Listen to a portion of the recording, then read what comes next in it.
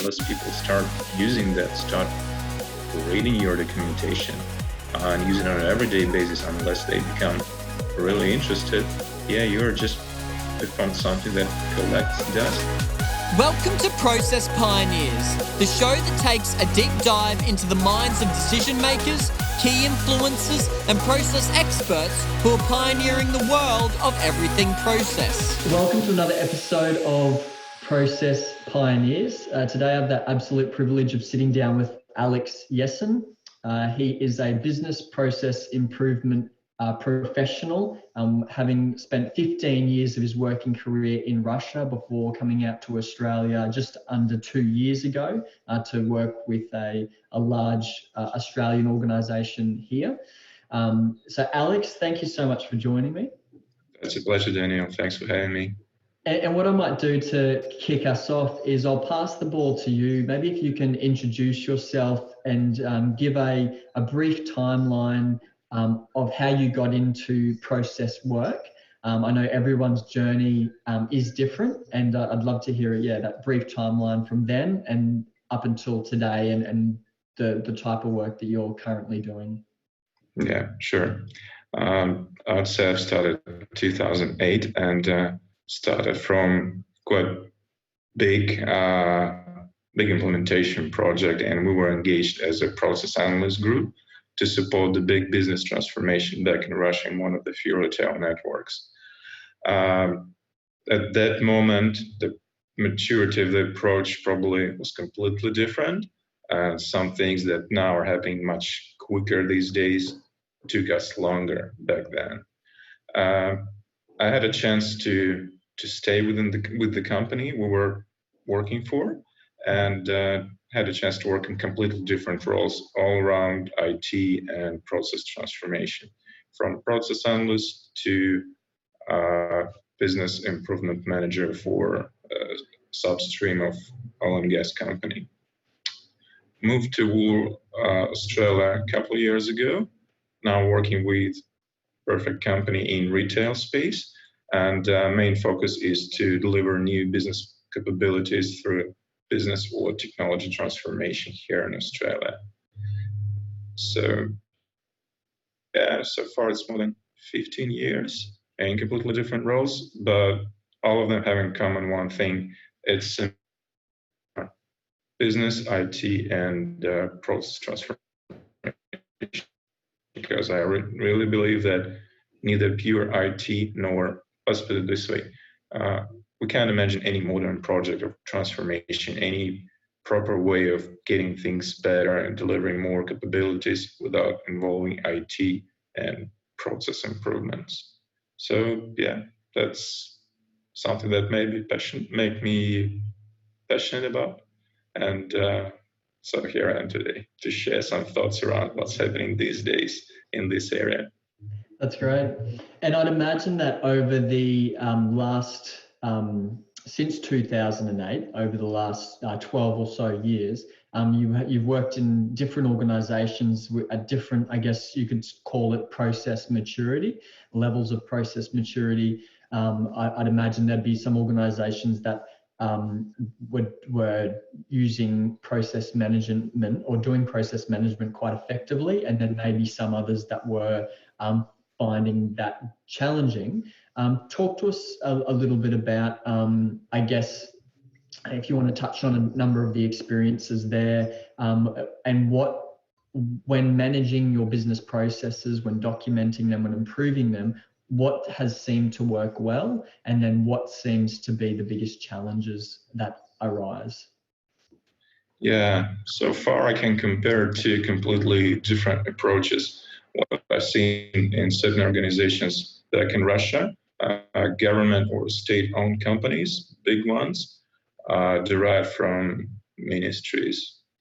The approach to business process management and process modeling is kind of strict. So that means certain rules, quite strict rules you have to follow, limited access to process modeling tools, and let's say quite low level of involvement of employees in this process. So the whole idea, the whole process around business process management remains on quite high-level organizations, people, even white collar, who are actually performing the tasks are not deeply involved. And the funny thing that from the point of view of the organization itself, it definitely fits the purpose, because that's what was the purpose, to create a strict environment, to implement and follow strict rules. Then some sort of organizations back in Russia are quite successful in this approach. It could hardly be called this is unsuccessful. It's just completely different point of view at the goals, at the way you do things around business process management. Just to give an example, getting access to process modeling tools means it could take you weeks. If you are responsible, if you're holding a role of business process modeling team member or team lead, you should realize that from the moment you get a new team member, it should take you 3 to 4 weeks probably to get through the bureaucracy inside the company, to get the license to use the tool set, which is technically should be commonly used throughout the organization. And it's completely different here in Australia from what I can see. Probably I was lucky enough to work for the company I work for these days. The approach I see is much more flexible, and the Agile is completely, I think that's completely the case here. Flexible tool, and people who could be involved, who could share the information about process models, share their thoughts, share their opinion, get deeply involved into modeling optimization process. That's a big difference. It can be done throughout the entire organization, from bottom to highest levels of management. Everyone can share their thoughts. It's easy to reach out to a certain team member or those who are even not formally involved in the business process management approach, and to maintain those links and relations with those teams. That's the only way to stay agile. And just keep in mind, Agile is not something that we haven't ever heard about in Russia, but the real life, the real implementation, it was here in Australia. That's a perfect case when it actually happens, when you can see how it works in reality, and it makes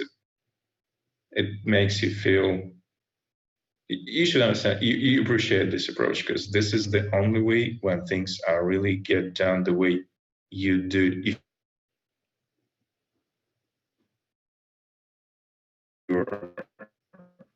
If things this way, they're happening here, because this is the right thing to do. So with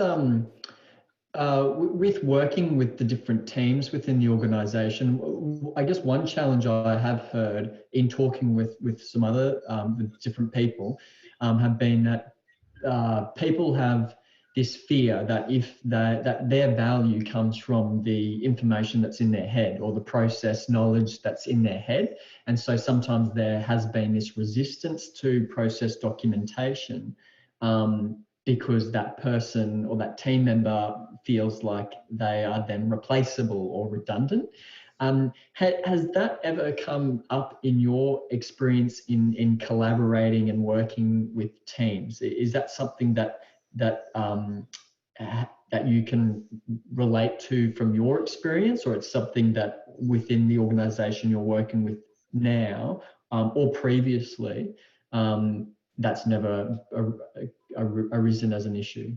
So the key thing is that people should get used to the tool itself, and the success factor is that the tool is really used throughout the organization. So whichever team you reach out to or approach, the good thing here in Australia and the company I'm currently working with is that they're not surprised.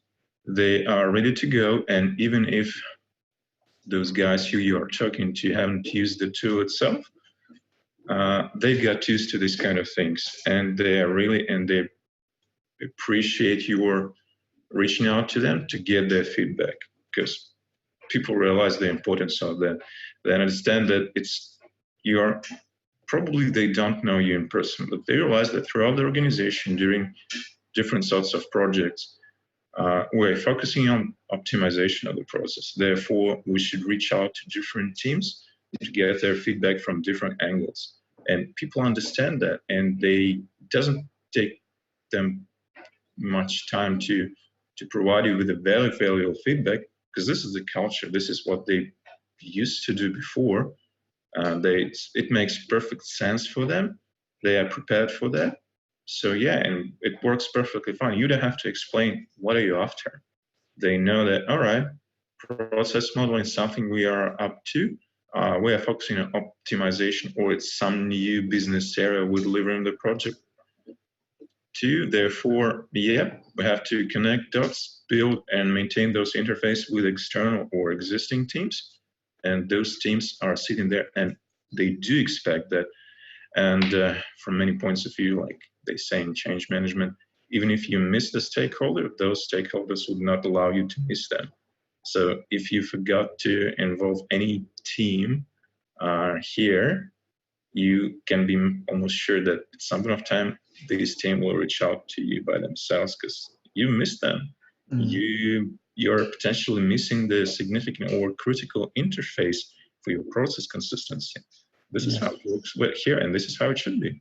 Yeah, that's good. That's good. And for someone listening that might be part of an organization that doesn't have a very high level of process maturity or process management maturity, they've heard of BPM, they've heard of business process management, but there's a lot of, I guess, lot of descriptions out there. How would you articulate business process management to them? Whether it's someone involved in processes, or maybe it's someone from senior management that's listening right now, and they're asking, Alex, what is business process management? If you were to sum it up in a couple of sentences, what would you say?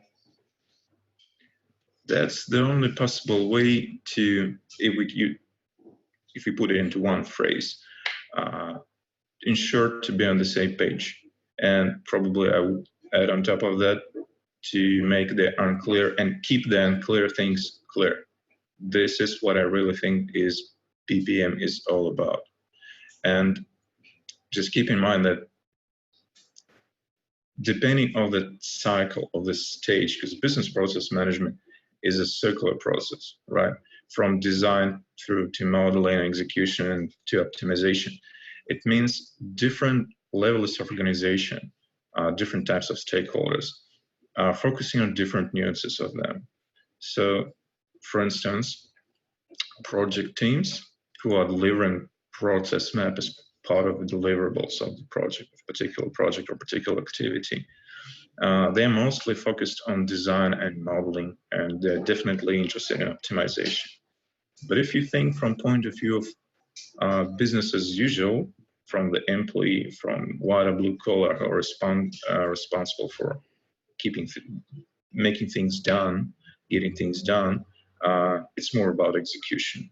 So from their point of view, they're not so worried about the tools or sophisticated approaches and tools that you've been using in order to deliver the process map or use any data-driven optimization tools.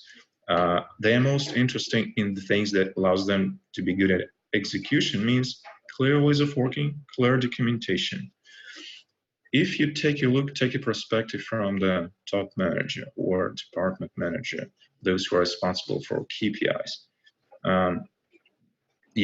they should learn, they should have a tick in their mind that the execution is perfectly fine. So all the process documentation is in place, but they should be, I presume they should, and this is my experience, they're mostly focused on optimization stage of the business process management. This should be their focus, because this is what allows them to deliver outstanding results. So depending on the stakeholder, different focuses and different interests in this BPM cycle. This is what we can see in reality. Yeah, and if you pretty much touched on it then in what you were saying there, but if an organization was looking to adopt business process management as, or they were looking to prioritize business process management, but it hadn't been a priority. Who, obviously, I'd imagine people would be looking at each other, wondering, well, who should care about this? Who should head this up? Who should take charge and take control of this? So how would you talk to that? How would you respond to that? Who in an organisation should care about processes being managed and documented? Who should be involved in that process? What does that look like? So let me split the answer into two streams. So throughout the organization, depending on who you are, you've got different sort of interests in the way things getting done. So if I'm responsible for execution, if I'm process manager or owner of a particular process area, I should take care and I would do my best, and I would trigger particular actions in order to assure accurate modeling, for example. That means, again, clear ways of working, process documentation is in place. Mm-hmm. So in general, the answer is the business process management as a concept is something that should be applied throughout the whole organization, throughout the entire organizational levels, just from different perspectives and with different nuances. The other thing is that who should lead the process, who should host, and who should lead the business process management implementation, who should act as evangelist, if you put it this way. And in my practice, I've seen at least two options of doing that. The simplest one is IT stream, IT department, because we know that IT guys they should be very technical, therefore every sort of, and we realize that, yeah, this is the reality, that BPM tools are quite sophisticated tools. So the simple answer, who should lead? Those who can drive, those who are ready to that, who've got used to sophisticated tools, to implementing them, managing access, building sophisticated models, maintaining sophisticated and complex data set. So here comes the answer. This is the common area where IT deeply involves business, but actually IT drives. I've never seen, to be honest, that the drive was coming from the business side, because different business streams, it could be tough for them to find the common ground in terms of, in quite practical aspects of it, which BPM tools should be used, what the notation should be used, what are the basic principles, because different business streams, like retail and supply chain, for example, two business stakeholders could have, most likely they have completely different points of view. And IT acting as a sort of business agnostic stream can be a good starting point for that, because they don't have any personal interest in that. They are they have more chances to have an independent judgment regarding how it should be done and find the common ground and make all other parties, all other stakeholders, not necessarily absolutely happy, but more or less comfortable with the tool, with the approach we are taking. The other option I've seen in reality, I'm not sure, you'll probably be surprised, I've seen a couple of times that drive for these kind of things was coming from HR field. And the reason is kind of similar. HR, human relations, from many points of view, is business agnostic area. They are interested in organizational development, in raising business capabilities. And this is one of the advantages of using business process management tools. At those particular cases, IT stream could be less interested or not necessarily ready by the moment. And HR managers took action and took leadership in this field. And I'd say it worked perfectly fine in those particular circumstances. So again, that presumes that there in human relations stream, they were able to find quite technically savvy people and were interested, but definitely what was the key driver? Raising and developing organizational capabilities, and the base we're using was the BPM tool. Yeah. Okay. Great. So let's just say that there's someone listening right now. They're within an organisation and they want to champion this. They want to they're interested in what you're saying regarding the value in process management. Maybe they've already been some work being done. How do you pitch that value, whether it's to the IT department? I mean, it sounds like what you were saying then, it's much easier to get the IT team on board. It's an easier decision for them to make. But how do you pitch that value, whether it is to IT, whether it is to the business team, whether it is to HR? What sort of, I mean, I guess for the business team, they're looking for those KPIs. So they want to know what's the immediate return? Is this going to deliver immediate value to the business? And if not, how long do we need to invest in managing our processes before really seeing that value that's going to come from it? The term immediate is a kind of strong term, and you should realize that each journey with BPM area in business process management area would take you a while, depending on the size of organization for sure. Potentially mid-sized organization or small-sized organization can get benefit much quicker, and the easiest thing that comes to my mind is the onboarding new employees. Like, whenever you hire a person, the sooner that person starts performing as expected, the better. It saves you a lot of money. Otherwise, first month or half year, you're investing in getting the person familiar with the organization, with the interfaces she would be using on an everyday basis. And the BPM tool that provides you or forms the basis for clear ways of working, being the source of truth in terms of how the things are getting done here, that definitely saves you money. So imagine your onboarding cycle, if you would be able to shorten it from half year or from several months to a couple of weeks. That's definitely your direct benefit that can be quantified. Something that it's not so easy to quantify is your success and failure rate of your projects. If you find yourself in a big organization, you most likely find that a lot of things are getting delivered through projects other than BAU activities. Therefore, you presumably have some sort of internal investment process, because you have to choose which project to invest in. You can't do everything given the limited budget you have. Therefore, you prioritize and you have a direct interest in higher success rate of your project. And successful project is something that presumes clear business process management approach and process optimization. So therefore, right tool being right implemented, properly used, I wouldn't say guarantees, but dramatically increase your success rate of your projects. Because optimization is the key, whichever project you deliver, because otherwise, what else you could be doing that? What for if you're not pursuing any sort of optimization?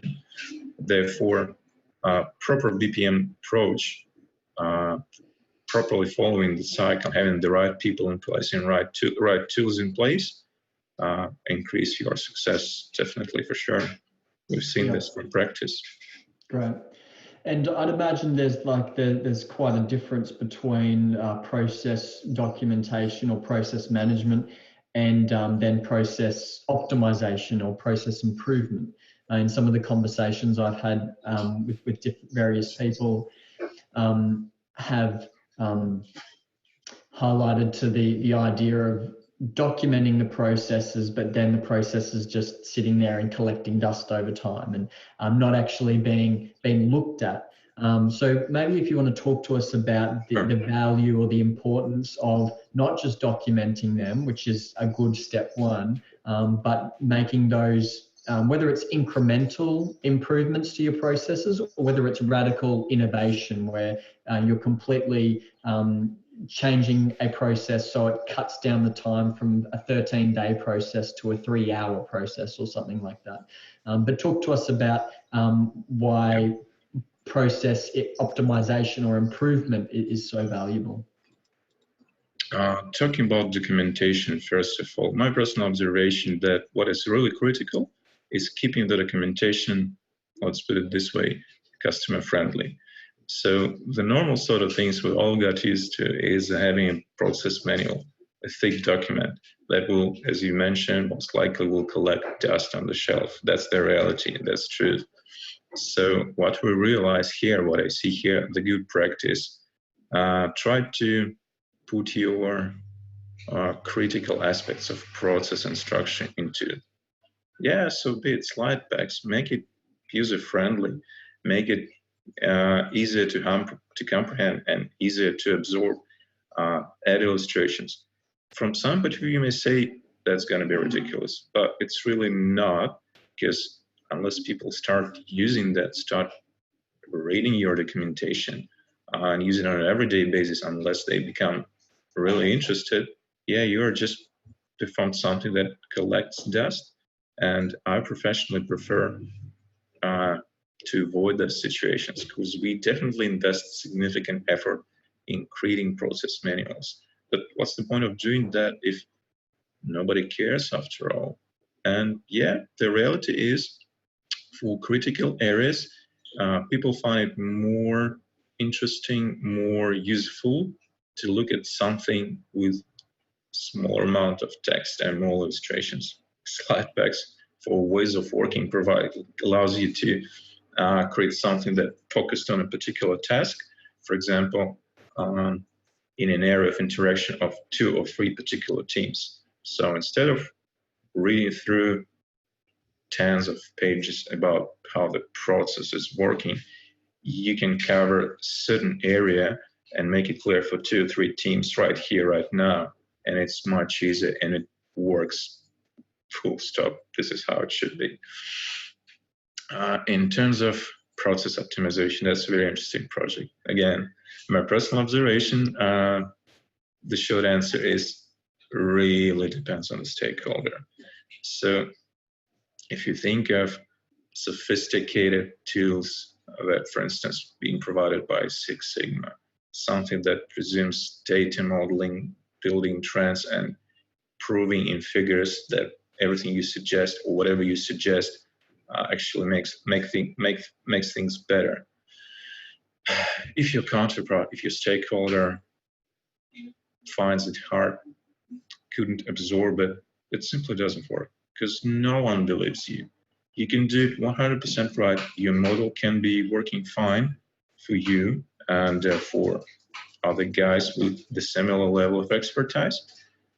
But the truth is, the sad truth, not every stakeholder is ready to absorb it.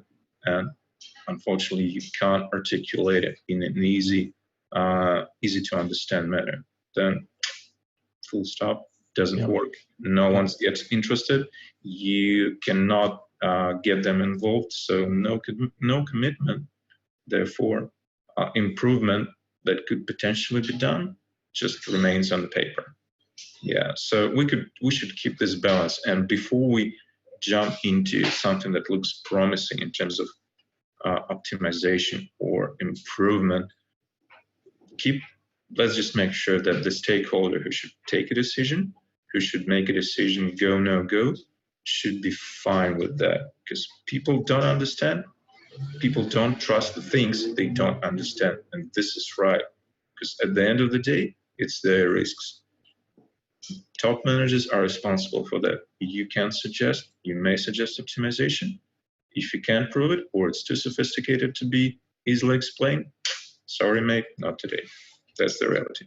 Yeah, right.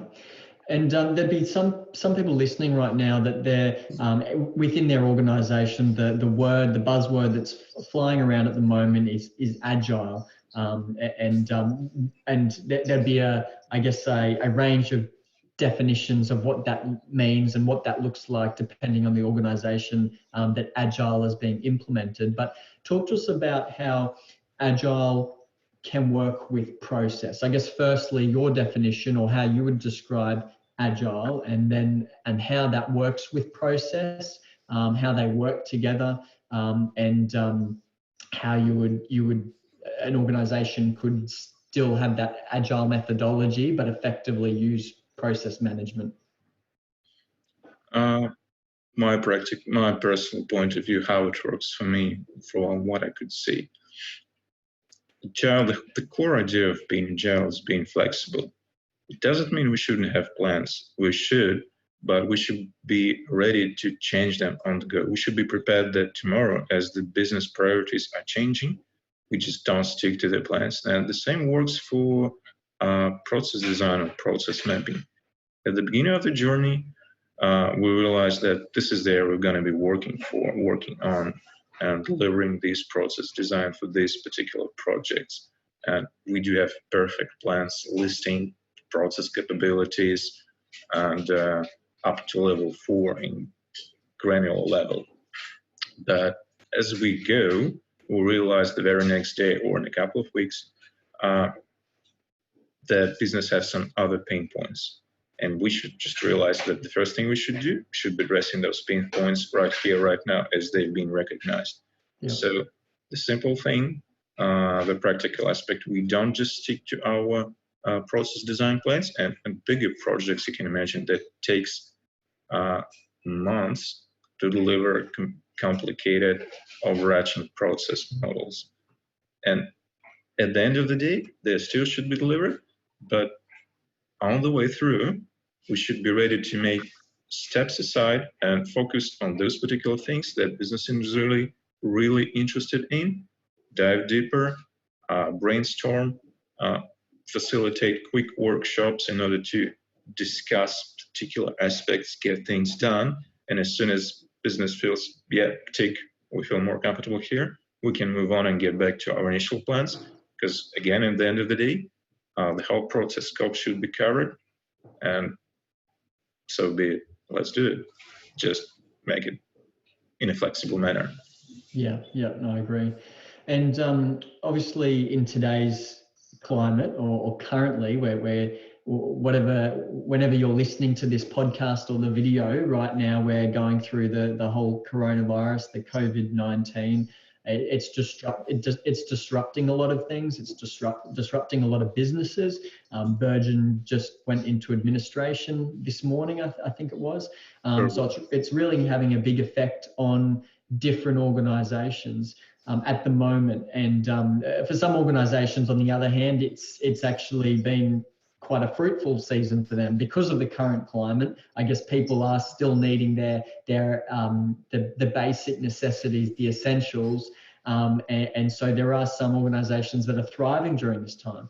But Alex, talk to us about how the current climate with how society and the world is what we're facing at the moment, and how business process management is, whether it's that valuable at this time, and if it is, how is it valuable, and what should organizations be looking at or prioritizing when it comes to business process management? So what we can see these days, the Virgin example is a terrible example for sure. And let's be realistic, in their circumstances, PPM is not their priority at the moment. Yeah, that's unfortunate truth. Those organizations who are struggling, they definitely have different priorities, and so be it. Let's hope and let's realize that as soon as things are getting better, they will get back to normal business, and therefore BPM will get back into on their radars. Those organizations who are performing more or less well with the same business continuity level, for them, PPM tool is important as it was before. That's my observation. And what can we see here is that just organizations should take care of better collaborative tools. So what it means, the accessibility of your tool set, of the tools you're using to manage your process should be better, because whatever works when you're sitting in the office, it works perfectly fine. But yeah, please make sure that it's still accessible, still works with the same level of stability and accessibility when a lot of people are getting access from home. Otherwise, you don't have any BPM tool at all. That's as simple as that. The other practical aspect, as I mentioned, that collaboration, because if projects are still going on, you still have to discuss your process designs and your optimization approach. We're doing it all the time until the business is up and running. And we just realized that, yeah, whatever could work fine during a face-to-face conversation, you could be very persuasive when sitting face-to-face in front of people, having a whiteboard behind you, and now you realize you're sitting in front of your laptop and people are chatting simultaneously. That makes it a lot harder. So keep in mind two things. Do your homework better, be prepared for those sessions, be prepared to that your workshops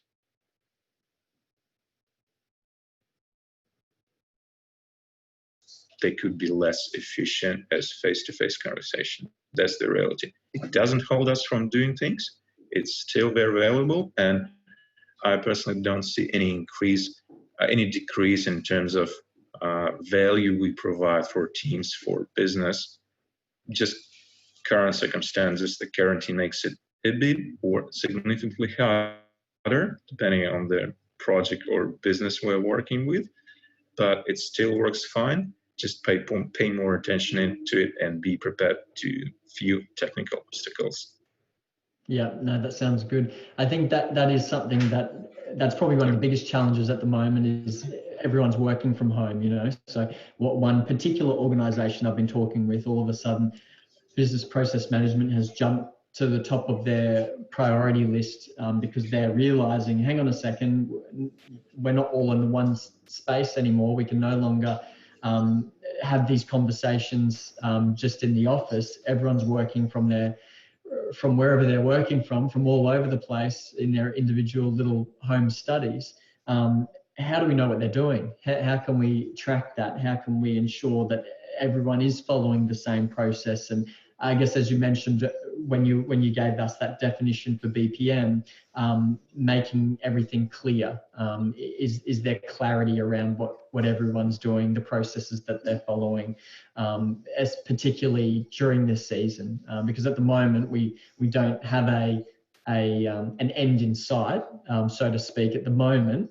And so how long this will continue, it may not just be a 2-month thing. It could be a 4, 6, 12 months. Who knows how long it's going to take before we're all back collaborating together in person again. But yeah, I guess just one last question for someone that's listened to this interview today and they loved learning from you, gleaning from you, and they want to learn more. What would you encourage them to do? Maybe it's someone that's working in an organization that doesn't have a very high level of BPM maturity. They want to educate themselves so they're in a better position to be able to talk to their senior management or the key decision makers within their organization. Is there anywhere in particular you would refer them on to for them to learn more about the topic of business process management and how to, I guess, to learn the best practices and how you should approach it? Actually, the first thing that comes to my mind when you say that organization doesn't have any BPM approach yet, and what we should start from. Actually, I'll answer it from a bit different angle if you don't mind. I would suggest that those who are really interested in these organizations to start doing that, what should they start from?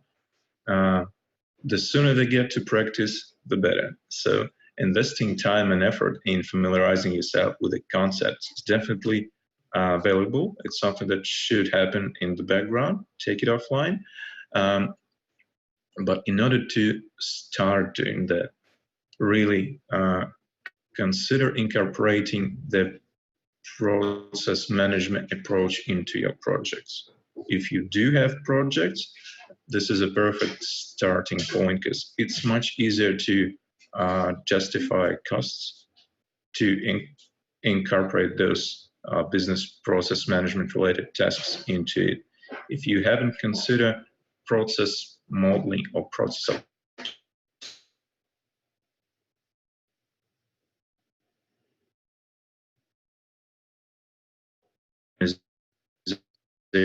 from that, it's much easier to, when you're about to change few or a lot of things with your business, do it in a structured, in a proper manner, means take some sort of business process management approach, make it a part of your projects, make it an ongoing activity. This is the way that people are getting used to. This is the way that have better chances to prove that it's really working. Being a part of the project, being a part of this success and assuring this success and contributing to this success. This is what makes stakeholders believe, oh yeah, BPM is not just, these are not just words. This is something valuable. And in the background, as soon as you increase this credibility of your team, or you being a key promoter, advocate for BPM, you'll be allowed to do more and more things. You earn trust, and therefore you have higher chances to spread this approach throughout the organization. That would be my advice. This is what I see is really working. Because if you're starting just from the scratch, yeah, you potentially have a chance to succeed, but it will take you longer. You'll get more obstacles. Why are you suggesting that? That would be my advice. That's great. That's great. Thank you so much, Alex. I'm sure the people that have been listening today, whenever they're listening to this, they've been able to glean a lot from your own experience. I think that's one of the most valuable thing about this series is it's not just one person giving their perspective, that one perspective from their experience, but we're sitting down with a range of different people with a range of history working in different organizations. And I think that's where the real value is going to come from, that people will be able to glean. I mean, in half an hour or 40 minutes, however long we've gone, we can only scrape the surface, you know, that there's only so much we can cover. But I think it's been great to be able to introduce people to new ideas around business process management. So I just want to thank you for joining us today. I'm sure our listeners have learned a lot, and yeah, keep listening out for this interview to go live, and then for future ones to go live as well. So thanks, Alex. Good talking to you again. Thanks, Daniel. The pleasure was mine.